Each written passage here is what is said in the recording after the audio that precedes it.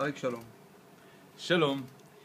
הגיעו אליכם עכשיו ניסים וגיא, ומטרת הביקור היא לתת לי מתנה. והמתנה היא בעצם איזשהו מבט נוסף על איך המסר שלי ואיך תהליך הבטיחות עובד אצלנו.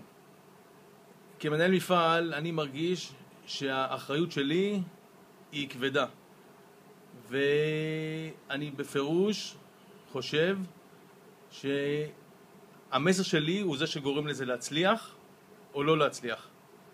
אני מבקש מכל אחד מכם שם לשתף פעולה, להביע את דעתכם, לומר את כל אותם דברים שלפעמים אנחנו חושבים שאולי מי שמעלינו או מהצד לא רואה אותם או מפספס אותם.